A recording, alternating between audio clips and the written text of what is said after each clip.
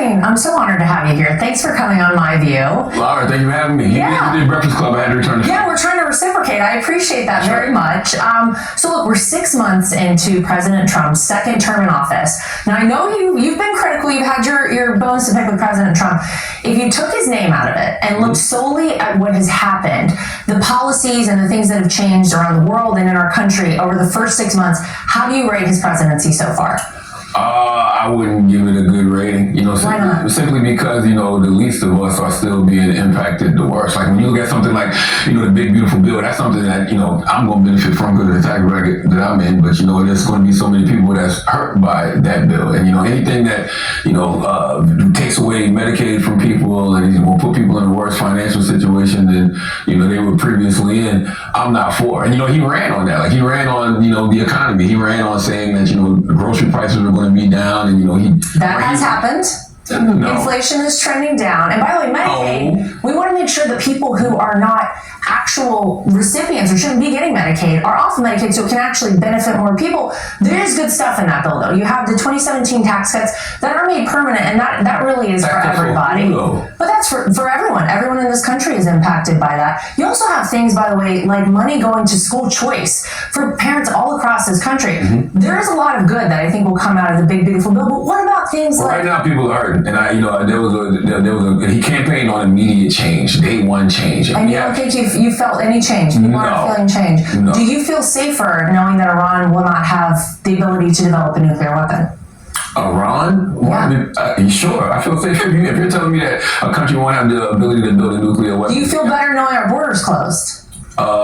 Yes. Okay, so don't get me wrong. There's certain things that I absolutely, understood. Like, as far as, border security, but I understood border security for different reasons. Like, people were complaining about the border because they felt like people were coming into, the country and, taking jobs away from people in certain areas and certain communities. And that is the conversation that I have been hearing, for the past year and a half prior to the election. I understand that, but I want to see the criminals and illegal immigrants, actually deported. Not people who are here, trying to go through the process of being in this country legally. Like when you see people actually getting deported and getting detained, and they're actually trying to go through the process of being American citizens, that's not right. Well, we're allowing those people to leave. They actually get money to leave, and then they get to reapply to come back here the right way. So, but leave and go where? They go back to their home country, and then what if they've never even been to that country? Well, they have been to that country. That's where they came here from. But let me ask you this. Hold on. Some of them haven't, though. A lot of them haven't. I don't know. I've seen a lot of cases of people getting deported. Well, some went to El Salvador who were from Venezuela, but those people have now been sent back to Venezuela.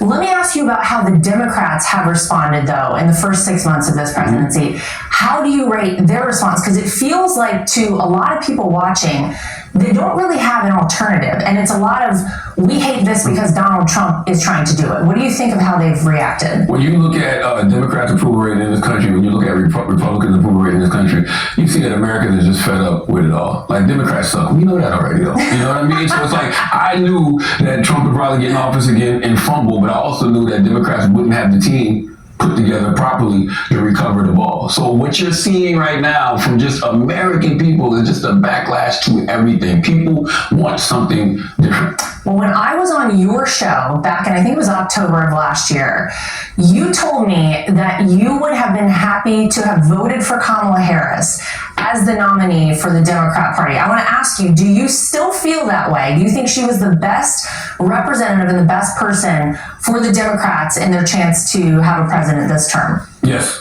I would have voted for, I did vote for President Kamala Harris, but absolutely. Because, if you look right now, she's looking pretty good because a lot of the things that she said, President Trump would do, he actually did. And, I did a segment on The Daily Show, after he became president. I was like, prove people wrong. Everything that everybody is saying about you, everything that they say you're going to do, all you got to do is simply not do. But he did it anyway. Well, let me ask you. It's not like he was listening to me. I'm just simply saying. He listens to everyone. He takes input from all around. So Kamala Harris, listen to this. She now says that she is not going to seek becoming governor of California. Here's her statement. She says, "For now, my leadership and public service will not be in elected office. I look forward to getting back out and listening to the American people, helping elect Democrats across the nation who will fight fearlessly and sharing more details in the months ahead about my own plan." Charlemagne, if you look at Democrat primary voters think about some of the candidates. Look at where Kamala Harris falls. She's number 2, right here behind Pete Buttigieg. Do you think she should run for president again? I mean, she can do whatever she wants. I don't personally know if I would run for president if I was her, and if she does, she has to get a real connection with the people. I think that's something that she's always been missing. If you look at from 2020 to now, whenever you see her, it always seems like it's transactional, right? Like she ran for president, so she was trying to get, people's attention for that, and then she became vice president, then she became the actual nominee. People have never seen the VP just out having a conversation, doing what she says she wants to do right there, which is just being of service to the people in that way. I think she just needs to establish a real connection with the people. I think any of those candidates that are attempting to run need to establish a real connection with the people. And I think that you do it by doing things like this. Like, you have to show up to the Fox Newses of the world. You have to show up to the Joe Rogan of the world. Hell, I think that in 2028, really now, until 2028, they should have their own platforms. They should be launching their own podcast. Should she have done Joe Rogan? She definitely should have done Joe Rogan. I told her that personally. But more importantly, I think now they should be launching their own podcast. Mm-hmm. I got to give people like Gavin Newsom props. I got to give people like Nikki Haley props. Even though I don't like Gavin Newsom's podcast, but the fact he has established his own platform, the fact people like Nikki Haley have established their own platform, that is how you're going to connect with people moving forward. Well, I was going to ask you, what advice would you overall give Democrats? Sounds like for potential presidential nominees, you'd say they need to connect more with people. What overall advice would you give the party? You got to throw the old regime completely under the bus. Like, whoever's going to be leading the party moving forward, whoever says that they're going to be the face of the party moving forward, you got to be willing to throw that old regime we just saw under the bus. I read Jake Tapper's The Original Sin, right? So when a lie of that magnitude is told, and not just a lie that, we all read about, a lie that we saw with our own ears and heard with our own eyes. Yeah. And then, President Biden dropped out, when it was way too late. Like when you see that happen, you gotta be willing to throw that old regime completely under the bus and say, hey, I am presenting something totally new. Knows New York. His morning show, The Breakfast Club, is a cultural institution in this city. And he's watching closely as a self-proclaimed socialist, Zohran Mamdani, gets within reach of Gracie Mansion. But here's the question. When did the writ is too high become a Trojan horse for radicalism? When did progressive slogans start replacing actual solutions? As Mamdani gains traction and the Democratic Party scrambles to find its soul, even Charlemagne is asking whether the language they're using is helping anyone or just driving voters away. Here's more of our exclusive sit. Let me ask you about that, because it seems like the new face of the party is a guy who just won the Democrat primary here in New York City, Zohran Mamdani. You think it's the face of the party? Well, he seems to be the one who is out front. You have Mamdani, you have AOC, but who is really the leader of the Democrat Party? I don't think they have one. Exactly. So is this the person who they should be championing? And is this the right leadership for New York City, do you think? I don't think it's about individuals. I think it's about ideas. And I think, what he's presenting as far as just simply talking about affordability. That's it. Nothing more, nothing less. When you hear somebody go out there and say, hey, look, the groceries are too damn high in New York City. The rent is too damn high in New York City. New York City is not affordable. Anybody who goes out anywhere in this country and has that message is going to be effective. That's what President Trump did. President Trump did the same exact thing. He went out there, he said it himself, I won this election because of one word, groceries. Because people are out here hurting. People are out here starving. Well, but the real question is, will socialism be the way? I don't like the word socialism. But he says that's what he's saying, right? And if you watch him on Breakfast Club, I told him, I said, Democrats, y'all come up with, all type of language for all types of other stupid stuff, right? Like pregnant people and whatever it is. Like birthing people. Yeah, all of that. They need a new term then. You don't like socialism. But I think affordability is actually the right term. When you're speaking to people's pockets, people will always hear you. Because that is something, I don't care if you're black, white, gay, straight, regardless of what your party is, your religion is. If you are a person who is, we want two things in America. We want more money in our pocket and we want to feel safe. Mm-hmm. If you can speak to that, you will always connect with people. Well, it's funny you bring up feeling safe, because he also has said things like that he wants to potentially replace some of our NYPD officers with social workers. Listen to this soundbite, though, from him, because he sort of flip-flops. 2021, he says one thing about the police. Take a listen to this.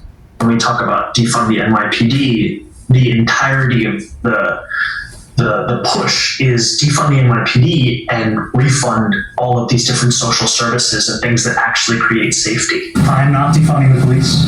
I'm not running to defund the police. All right, well, obviously, Charlemagne, he says he's not into defunding the police, but you heard from him not long ago there. I think the question a lot of people here in New York have is, how do we make our streets safer when you've already seen a lot of money taken away from the NYPD, right? You've seen their budget pared back because you had a huge budget for the illegal immigrants here in the city. You've seen that you've had a lot of people retiring. Does that make you feel good as someone who works here in New York City? Well, he said it right there, and that's another slogan that they need to get rid of, right? Defund the police. But he said it, refund social services. Whenever people have these conversations about defunding the police, what they're talking about is just take some of those hundreds of millions of dollars, billions of dollars that are being put into the police departments and put them into things that can actually make our community safer. He was on Breakfast Club and he talked about pairing, mental health professionals with police officers, because that's what you need sometimes. If I'm a police officer, I'm not equipped to go out there and deal with somebody who's having a mental health crisis. And then, because I fear for my life, this person might attack me, I shoot them, I kill them. Now it's a big controversy. When the reality is, pair them with people who actually do that work, so you can prevent, some of those type of things. And also, man, put money in those communities to give these kids something to do. These kids are going to resort, to crime and other things if they don't have, community centers, if they don't have access to trade school, if they don't have, food in their stomach. I completely understand him when he says, refund social services. That's the thing that we need to hear. Yeah, and I by the way, think a lot of people agree with that, but not at the deficit to our police force. I think you probably can do both. I want police officers to make more money. If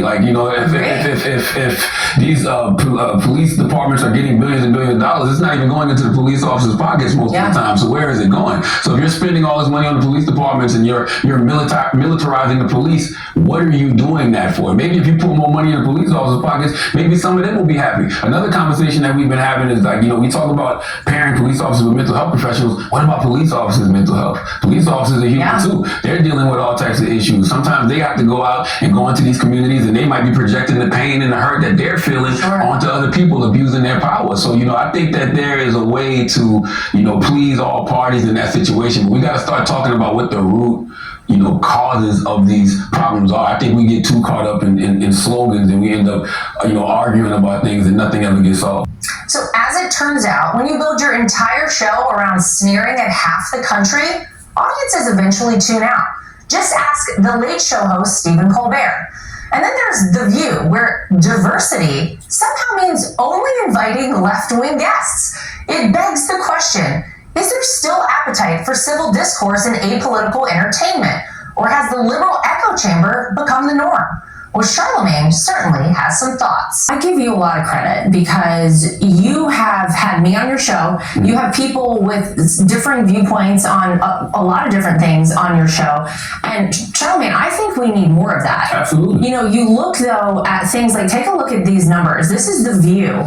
The View had since January, from January until July, look at that, 0 conservatives and 102 left-leaning guests. And then listen to, is that real? That's real. And this is ABC News. And listen to what ex-reporter Terry Moran had to say. He said, but we were biased. Yes, almost inadvertently, I'd say ABC News has the same problem so many leading cultural institutions do in America, a lack of viewpoint diversity. It's no secret there are hardly any people who supported Donald Trump at ABC News or other corporate legacy mainstream news networks. How important do you think it is to have different viewpoints and allow people, you're here on my show, I appreciate that, and vice versa, you had me on yours. This is important. I think it's very important because I think a lot of times people talk about folks they never talk to. Yeah. And if you think that a person is spreading misinformation, if you think that a person is lying, then, bring them on your platform and have that conversation. Present the facts, present the truth, and then let the people decide. I think that's ridiculous to never, ever have anybody on your show that you don't agree with or has an opposing view of you or is from a different political party. Because at the end of the day, man, regardless of who's in the White House, that person represents all of America. Amen. And I reserve the right right to criticize both parties. Well, and I would say that person is a representative of America, and we should all want that person to succeed for America, right? No matter your political viewpoints, right? 100% agree. Like when you ask me, you know, what do I think President Trump has done over the last 6 months, I don't want to say that I think he did a terrible job, but if he's doing a terrible job, I gotta call it like it is. And if it was a Democrat, I respectfully disagree with you on that. So that's okay. You can have your viewpoint. But if it was I gave President Biden the same hell too, you know, because I didn't think he was doing a good job. All we want is somebody in those positions that's going to do a good job. I'm not a party person in no way, shape, or form. I want to say I'm an independent, but that don't make no sense because there's only two parties in this country, right? So you're gonna end up voting for one of them. Yeah. Do you see yourself in 2028 voting blue or voting red? And is there anyone you might already see yourself supporting? I really don't know. I mean, I think that there's some good candidates out there. You know, I think that we really have to look to the governors when it comes to the Democrats. I don't think that there's any like change agents that's going to come out of nowhere and shake things up in the Democratic Party. I think it's going to end up being a governor, you know, Josh Shapiro or a Wes Moore or somebody like that. And they actually have a track record, right? Because you can go look at their states to see what they're probably going to end up doing on a national level. The only other person I would like to see in 2028 run, and this is going to sound ridiculous probably coming from me, I would love to see Jon Stewart run in 2028. If we're talking about like a change agent coming from the outside that's really going to shake things up and somebody that I feel like can speak to, you know, all people. Plus he's a celebrity who actually knows what they're talking about. We've seen him get legislation and stuff, you know, passed before. Like we know where his heart is. He'd be somebody I'd like to see really get in the race and disrupt things in 2028. You know, well, maybe a Jon Stewart Colbert ticket because, you know, Colbert's not going to have a job. He's not working because of President Trump, so they say. Well, people say different things. They also say he lost $40 million a year for CBS, which is also a bit of a problem whenever you're trying to have a successful show. If you had to pick a Republican who might be able to earn your vote, is there anyone you like that you would look at? I mean, I was in South Carolina. I grew up in South Carolina under, you know, somebody like Nikki Haley, right? So I can see something like that. I do think, and this is, I think that traditional conservatives are going to take the Republican Party back. I think there's a political coup going on right now in the Republican Party that people aren't paying attention to. Oh, interesting. Yeah, I think that this Epstein thing is going to be a way for traditional conservatives to take their party back. I really do. I think that they know this is the issue that has gotten the base riled up. The MAGA base isn't letting this issue go, and for the first time, they know they can, you know, probably take their party back and not piss off the MAGA base. I think they're going to do that. Well, I would say, you know, we've never seen a typical election since the day that Donald Trump came down the golden escalator. So I don't know that we'll ever see another typical kind of traditional election with traditional Republicans. I don't know. I feel like things have changed, the game changed, and to say that the old guard is going to kind of come back, that's a lot. That's a big statement. But that's the mistake Republicans are going to make the same mistake that Democrats made, and I'll tell you what I mean by that.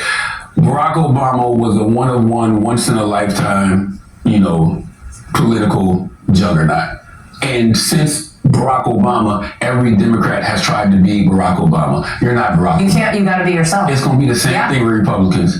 Say what you want. Donald Trump is a once-in-a-lifetime, one-on-one political juggernaut. You're not going to be Donald Trump. So if you think you're going to be able to do what Donald Trump has done, talk the way Donald Trump has talked, get away with what Donald Trump has got away with, it's not going to happen. So everybody right now, we have the opportunity to have like a huge reset. I think you should blow it all up. I think that people are really sick and tired of what we've been presented from both parties. By the way, we knew this before the last election. They were telling us that like 70% of people did not want to see a rematch between Trump or Biden. So it's like we know we want something different. Everybody wants something different. So I think that if Democrats keep doing the same old thing, they're going to keep getting the same results. And if Republicans, you know, think that they can repeat what has been done and don't try to give the people something new, they're going to get the results they don't want. Well, just to wrap up here, and I appreciate our whole conversation. You know, you on your show have a lot of young viewers. You're very influential, I think, with a lot of people. What would be your message to this next generation of voters? Because they're going to play a very pivotal role coming up in these midterms and coming up in 2028. What's your message? Let's stop listening to the catchy slogans. You know, let's stop putting on jerseys for different parties, and let's just focus on the people who are putting the ideas out there that truly are going to put more money in your pocket and truly are going to make you feel safe in this country. Like, who is the forward-thinking people that are talking about, making this country more affordable, who are talking about really making you as an individual smarter, telling you what sectors to get into the world to make, this country better. Listen to people's ideas. Like, we focus too much on individuals, we focus too much on identity, we focus too much on party. What are people's ideas? Because that is what is going to always win. All right. Well, Charlemagne, we appreciate you taking the time. Thank you for having me. Thanks for sitting down with me, and I hope we'll see you back here soon. Absolutely. Thank you.